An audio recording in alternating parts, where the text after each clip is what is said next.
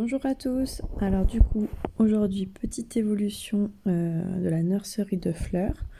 Donc là, en fait, on est sur les alices qui n'ont pas été rempotées et je pense qu'elles vont attendre encore un moment comme ça, étant donné que ce sont des plantes, des fleurs qui ne nécessitent pas beaucoup au niveau des nutriments.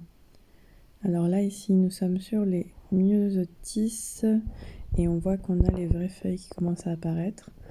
Et en fait, je vais m'occuper aujourd'hui de les mettre en place définitivement, en tout cas un des deux pots. Voilà, donc là c'est le deuxième pot. Parce que je pense que normalement on les rempote à l'automne et je pense que là, on peut le faire pour le printemps, c'est très bien. Donc comme ça, elles vont pouvoir s'élargir, prendre plus de place et mieux se nourrir que dans des petits pots. Voilà, donc le feuillage est bien vert, tout va bien.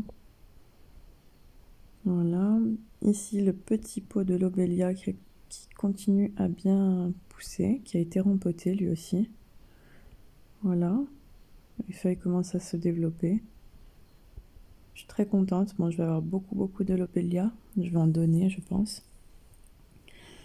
Ici c'est la julienne de Mahon, c'est celle qui a le plus de mal, c'est la première qui a été semée et on voit toutes les petites feuilles jaunes dessous. Donc je sais pas trop, je vais essayer de voir si je la mets pas en place définitive, mais j'ai peur, il faudrait que je la couvre bien à cause des gelées. Là ici, la grande barquette de lobélia, donc là on voit vraiment que les plants commencent à bien grandir. Et je vais faire une expérience aussi, je pense que dans quelques jours je vais en prendre une partie et je vais la mettre en place sur le devant de certains pots. Et je pense que je vais mettre un voile de forçage par-dessus pour les protéger et je vais voir ce que ça donne. Je vais pas tout mettre, je vais pas tout miser tout de suite.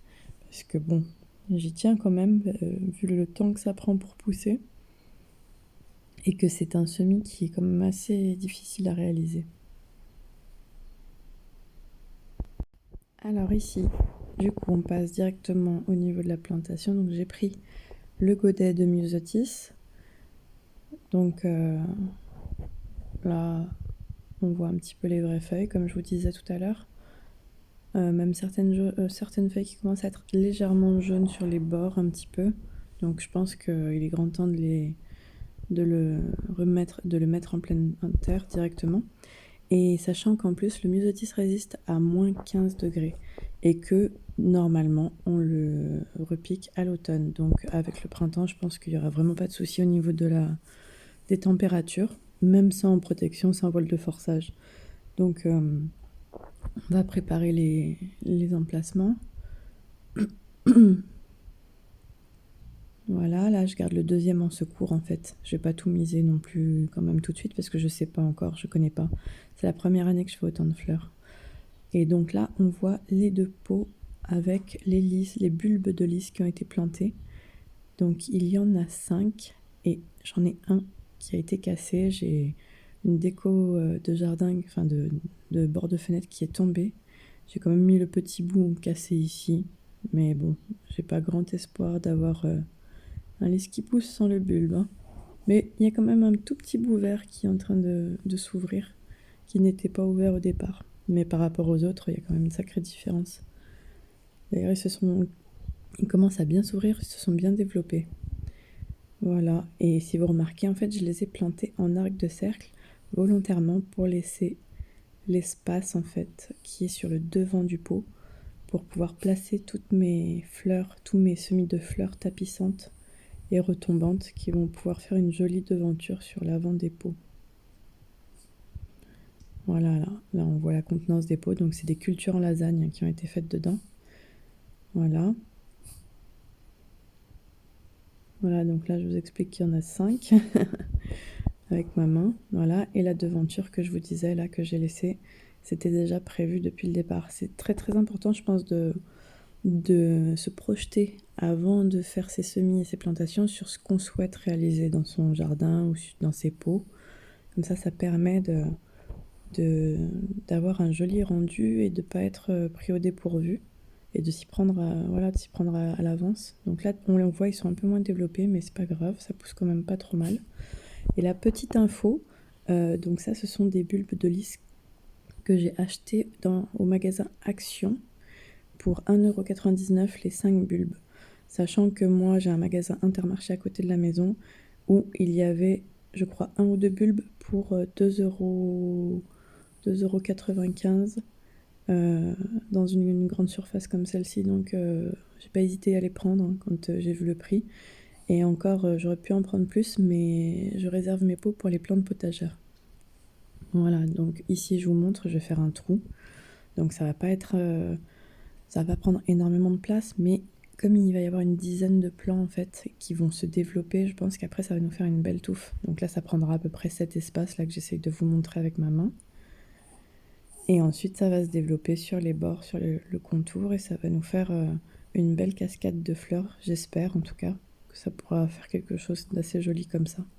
Sachant que derrière, les lys vont prendre de la place. Quand ils vont pousser, ils vont grandir en hauteur. Donc ça va nous faire une mise en place un peu en 3D. Je pense que ça sera pas mal. Donc là, je vais utiliser cet outil pour creuser un peu et ma petite pelle à main pour enlever le surplus de terre et mettre la terre ici dans ce pot, puisque je fais tout en intérieur. Hein. J'ai pas trop le choix vu que si je me mets dehors, en fait, je suis presque sur la route. Donc c'est pas terrible, donc je préfère faire tout en intérieur, quitte à nettoyer un petit peu. Donc là, je vais vous le faire en accéléré, là. Et vous voyez, quand on creuse, on voit plein de petites pousses. Et en fait, ça, ce sont toutes les graines de toutes les mauvaises herbes. Tous les graminées, en fait, qui font les gazons. Voilà. Là, j'enlève la terre en trop. Et d'ailleurs, on voit les toutes petites racines. On en voit certaines qui dépassaient parce qu'elles sont pas plus profondes que ça. Donc là, j'ai divisé la motte en deux en le faisant délicatement, en essayant de ne pas abîmer les plants. Et là, maintenant, hop, je mets un peu la terre parce que le trou était trop profond. Et là, maintenant, on va combler tout autour, délicatement, sans abîmer les plants, en essayant de les redresser au maximum, en les entourant de terre. Voilà, sur ceux qui tombent sur le devant, là, j'essaye de mettre bien comme il faut. S'il y a des racines apparentes, j'essaye de bien les recouvrir sans les abîmer, sans trop appuyer quand je mets la terre. Voilà. Et là, j'ai enlevé, on l'a pas vu, c'était trop rapide, mais j'ai enlevé des cailloux, des feuilles mortes et des petits bouts de bois qui allaient certainement freiner l'avancée des racines. Et voilà le rendu final. Donc là, un bon arrosage, comme après chaque plantation, avec un filet d'eau très très fin, pas quelque chose de trop gros. J'en profite aussi pour arroser les bulbes. Voilà. Et puis là, la culture en lasagne a été faite depuis au moins déjà un mois, donc en fait plus de risque de racines brûlées, puisque tout a commencé à bien se décomposer. Et là maintenant, je vous montre la mise en place devant ma maison. Donc un pot.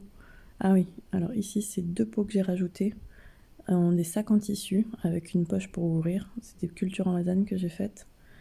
Alors là, on voit les salades qui poussent bien et qui étaient parties de rien du tout. Il restait à peine le cœur. Et là, on voit le deuxième pot qui est, lui, surélevé. Voilà.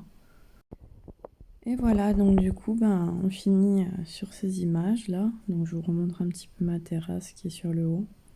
Voilà, jardinière de salade qui pousse bien. Je vais bientôt pouvoir commencer à couper un peu. Et voilà, je vous remercie d'avoir regardé ces vidéos. Et puis n'hésitez pas à vous abonner.